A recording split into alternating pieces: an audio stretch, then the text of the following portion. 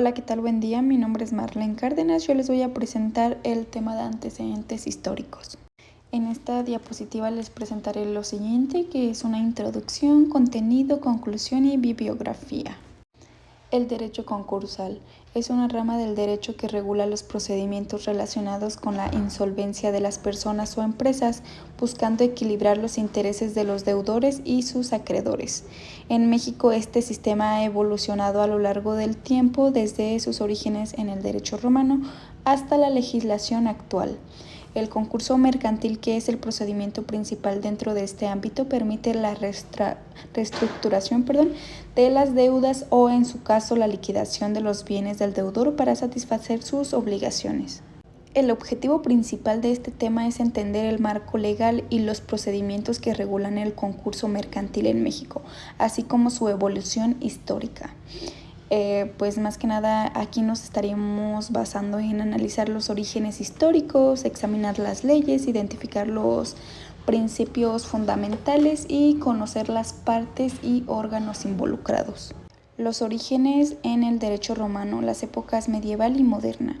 En el derecho romano, más que nada, se reconoce la idea de la insolvencia, en donde los deudores podían ser sometidos a procedimientos para aliviar sus deudas. Durante la Edad Media, el derecho concursal no estaba tan formalizado, pero existían mecanismos de respiro para los deudores. Y por otro lado, también los primeros códigos mercantiles comienzan a estructurarse de forma más organizada, con énfasis en la protección tanto en los deudores como en los acreedores. El derecho concursal en México durante la época colonial. En la época colonial en México adoptó las leyes españolas sobre la quiebra e insolvencia, las cuales se basaban en el derecho de crédito y las acciones civiles. Aunque en el sistema no era tan formalizado como el actual, ya existía un marco legal que regulaba la insolvencia, enfocándose principalmente en la protección de los acreedores mediante embargos y reclamaciones. El derecho concursal en México durante la época independiente. Tras la independencia, de las primeras leyes concursales en México fueron las leyes de comercio del año 1829, que regulaban la insolvencia de los comerciantes y establecían la reorganización de la deuda.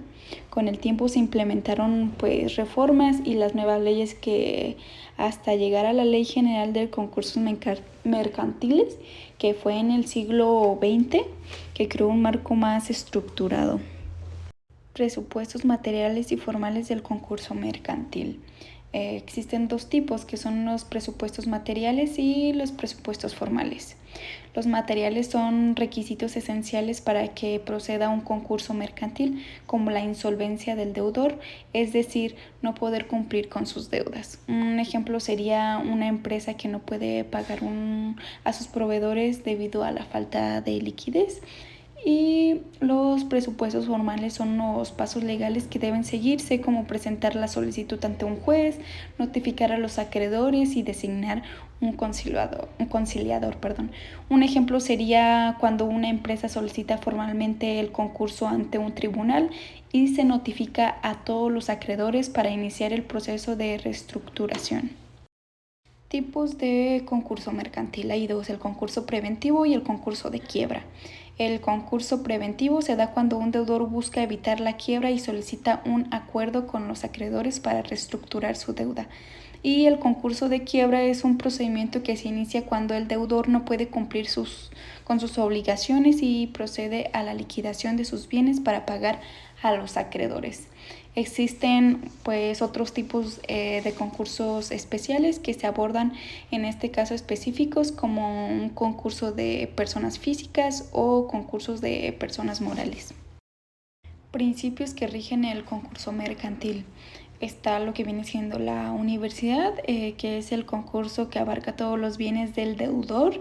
La igualdad entre acreedores, todos los acreedores deben de ser tratados de manera equitativa. La intervención jurídica, que es el proceso que se encuentra supervisado por el juez para garantizar la legalidad y equidad. Y la transparencia, que es la información sobre el estado financiero del deudor, que debe ser clara y accesible. Partes del concurso mercantil y órganos que intervienen en las partes. Yo les voy a hablar primero las partes, que es el deudor, los acreedores, el conciliador y el síndico.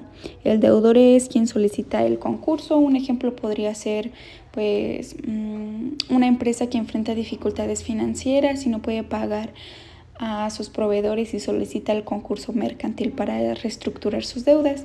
Y los acreedores pues viene siendo una cadena de proveedores de materias primas que no han recibido pagos durante muchos meses y buscan cobrar lo que se les debe. Y el conciliador, pues supongamos que el deudor y sus acreedores no llegan a un acuerdo por su cuenta y el conciliador interviene para negociar un plan de pago o reestructuración que beneficie a ambas partes y evite la liquidación. Y el síndico más que nada se basa en que supervisa la liquidación de los bienes. En dado caso, si no se logra un acuerdo de reestructuración, el síndico supervisa la venta de los bienes de la empresa para pagar lo que se pueda a los acreedores. Y los órganos que intervienen pues viene siendo el juez y el comité de acreedores. El juez más que nada supervisa todo el proceso.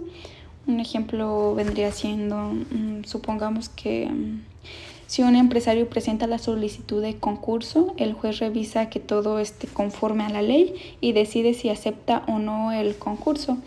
Y por otro lado, el comité de acreedores, más que nada imagina que varios acreedores tienen diferentes prioridades o intereses. El comité de acreedores se reúne para votar sobre la viabilidad de un plan de reestructuración presentado por el conciliador o para decidir si se opta por la liquidación de la empresa. Definición del derecho concursal y el concurso mercantil. El derecho concursal es el conjunto de reglas que regulan lo que ocurre cuando alguien no puede pagar sus deudas, ya sea una persona o una empresa, y busca encontrar una solución a la crisis financiera del deudor. Un ejemplo podría ser, supongamos, si una persona tiene muchas deudas y no puede pagarlas, el derecho concursal establece el proceso para llegar a un acuerdo con los acreedores o si es necesario liquidar sus bienes. Y el concurso mercantil es el proceso legal específico que se aplica cuando una empresa no puede pagar sus deudas y puede ser de dos tipos. El concurso preventivo. Se intenta reestructurar la deuda para evitar la quiebra de la empresa. Y el concurso de quiebra, que es cuando la empresa ya no tiene la solución y se procede a vender lo que viene siendo sus bienes para pagar a los acreedores. Un ejemplo podría ser del concurso preventivo. Pues una empresa tiene dificultad para pagar a sus proveedores, pero negocia con ellos para reestructurar sus deudas y seguir operando. Y el concurso de quiebra es cuando más que nada la empresa no puede pagar ninguna deuda y sus activos como propiedades, maquinarias, etcétera, se venden para cubrir lo que se le debe a sus acreedores. Y para terminar, las partes que integran el concurso mercantil en México es el juez, el conciliador, el síndico, los acreedores, el deudor y el comité de acreedores. Estas partes son esenciales para el correcto funcionamiento del proceso concursal y para garantizar que se cumplan los derechos de todos los involucrados. Y como conclusiones, el derecho concursal tiene sus raíces en el derecho romano y ha evolucionado con el tiempo adaptándose a las necesidades del contexto moderno. Y pues también la época colonial de derecho concursal en México estaba influenciado por las leyes españolas. Para las reformas posteriores crearon un sistema más estructurado. Y también pues los presupuestos materiales y formales que son cruciales para que un concurso mercantil proceda correctamente. También por otro lado, el concurso mercantil en México puede ser preventivo o de quiebra dependiendo de la situación del deudor. Y pues lo más importante para esto es la transparencia, la igualdad entre los acreedores y la intervención jurídica. Y pues aquí les presento las bibliografías donde saqué toda la información ya presentada. Y muchas gracias por su atención, profesor. Espero que le haya gustado esta presentación.